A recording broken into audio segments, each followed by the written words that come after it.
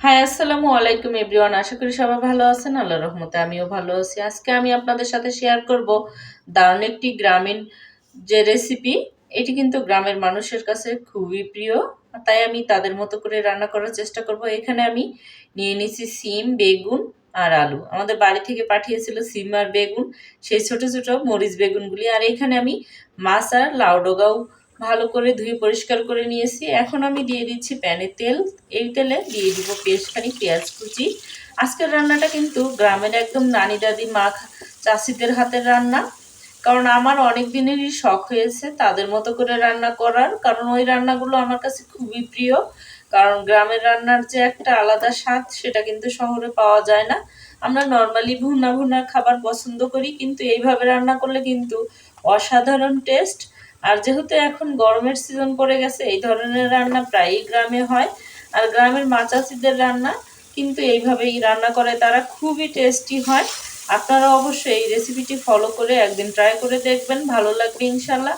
আর এইখানে আমি দিয়ে দিয়েছি কিন্তু আদা রসুন বাটা, জিরা বাটা, হলুদের গুঁড়ো, মরিচের গুঁড়ো আর লবণ দিয়ে দিচ্ছি। এবার সেই ধুয়ে রাখা শিং মাছগুলি, শিং মাছগুলোও কিন্তু আমাদের বাড়ির পুকুরের একদম ফ্রেশ শিং মাছ, দেশি, কেনা না, এটা হাইব্রিড না। এই শিং মাছটা কিন্তু খেতে খুবই টেস্টি, আমার বাচ্চারা পছন্দ করে, তাই ওর নানু এই কেটে ধুয়ে একদম পরিষ্কার করে রেডি টু কুক করার মতো এরকম করেই দিয়ে পাঠিয়েছে যে ওদের রান্না করে দিস। তাই ভাবলাম যে আজকে আমি ওদেরকে এইভাবে রান্না করে দেই, দেখি ওরা কি বলে, ওর নানুর হাতের রান্নার মতো কিনা। আর এইখানে আমি দিয়ে দিলাম একটু ঝোল। ঝোল দেওয়ার পরে ঢাকনা দিয়ে ঢেকে যখন ফুটে উঠেছে, 3টা কাঁচামরিচও দিয়ে দিয়েছি। কারণ আমি প্রথমে মরিচের গুঁড়ো অল্প পরিমাণে দিয়েছিলাম, এই জন্য একটু কাঁচামরিচ দিয়েছি ফ্লেভারের জন্য। আর একটু পরে ঢাকনাটা তুলে এখন আমি দিয়ে দিচ্ছি বেগুন, সিম আর আলু। কারণ এটা আগে দিতে হবে, কারণ এটা সিদ্ধ হতে একটু সময় লাগে। তাই এইভাবেই আমি এই হালকা ঝোল, মাছটা কষানো হয়ে গেছে, এখানেই দিয়েই ঢাকনা দিয়ে ঢেকে আমি সিদ্ধ করে নিব। কিছুক্ষণ পরে ঢাকনা তুলে নেড়ে দিচ্ছি।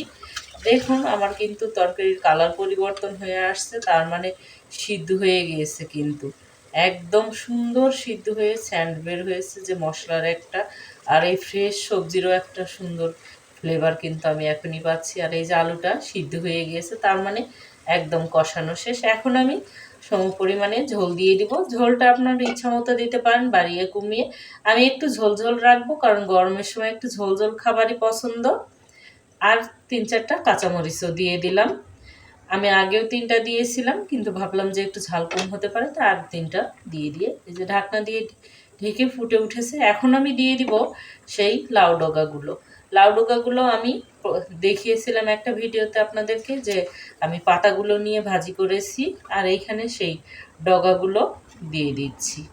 কারণ এইভাবেই গ্রামের মানুষ কিন্তু রান্না করে, তাদের যে আমাদের এলাকায় কিন্তু এই উত্তরাঞ্চলের মানুষ এভাবে রান্না করে খায়। আপনারা অবশ্যই একদিন ট্রাই করতে পারেন, যে আমাদের উত্তরবঙ্গের রান্না খুবই টেস্টি এবং অসাধারণ খেতে। আর লাউ ডগাটা কিন্তু সিদ্ধ হয়ে গেছে, আমি আরেকটু ভালো করে মিশিয়ে এর উপরে দিয়ে দিব এখন ধনিয়ার পাতা। ধনিয়ার পাতাটা দেওয়াতে এর স্বাদ আরও বেড়ে যাবে। আর যদি ধনিয়ার পাতার সিজন না থাকে, আমাদের এলাকার লোকেরা ওরা কিন্তু একটু জিরা ভেজে উপরে গুঁড়ো করে দিয়ে দেয়, ওটাও খেতে কিন্তু খুবই টেস্টি। আর যারা ধনিয়া পাতা অ্যাভয়েড করে চলেন, তারা কিন্তু জিরা ভেজে গুঁড়ো করে দিতে পারেন। আর ধনিয়া পাতা স্বাস্থ্যের জন্য ক্ষতিকর না, এটা উপকার, তাই এটাই দেওয়াই ভালো। আমি যেহেতু ঢাকা শহরে ধনিয়া পাতা সারা বছর পাওয়া যায়, তাই ধনিয়ার পাতায় দিয়ে দিই। আর এখানে আমি একটু লবণ দিয়ে দিলাম, কারণ লবণটা আমি ফার্স্টে মাছ যে কষানোর সময় দিয়ে দিয়েছিলাম, আর সবজিতে দেওয়া হয়নি, তাই এখন আর একটু লবণ দিয়ে আমি আর একটু ঢেকে রান্না করে নিব। অসাধারণ খেতে, আপনারা অবশ্যই রান্নাটি একদিন ফলো করে রান্না করতে পারেন। আর ভিডিওটি ভালো লেগে থাকলে লাইক শেয়ার দিয়ে আমার পাশে থাকবেন। ইউটিউব থেকে দেখলে সাবস্ক্রাইব করবেন, এবং পেজ থেকে দেখলে ফলো দিয়ে আমার সাথে থাকবেন, যাতে পরবর্তীতে এমন মজার মজার খাবারের নোটিফিকেশন আপনাদের মোবাইলে প্রথমে আসে। আর আমার রান্না ডান, আমি চুলাটা অফ করে দিয়েছি। হয়ে গেছে কিন্তু আমার রান্না, দেখুন একদম সুন্দর রান্না হয়ে গেছে। আর স্যানটা কিন্তু দারুণ বের হয়েছে, আর ঝোলটাও একদম মাখা মাখা হয়ে গেছে। আমি আর লোভ সামলাতে পারছি না, আমি খেয়ে আপনাদেরকে জানাবো। আর এক্ষুনি চলে যাব আমি রান্নাটা শেষ করে প্লেটে ভাত বেড়ে নিব, কারণ এই তরকারিটা আমার অনেক দিনেরই প্রিয়। আমার খুবই পছন্দের। আপনাদের কেমন লাগলো অবশ্যই জানাবেন। এই যে আমি এখন এক প্লেট ভাত নিয়েছি, তার মধ্যে তরকারিটা তুলে দিচ্ছি। দেখুন একদম লোভনীয়, কিন্তু লোভ সামলানো বড় মুশকিল। ধন্যবাদ সবাইকে আমার এই ভিডিওটি দেখার জন্য, আমার সাথে থাকার জন্য।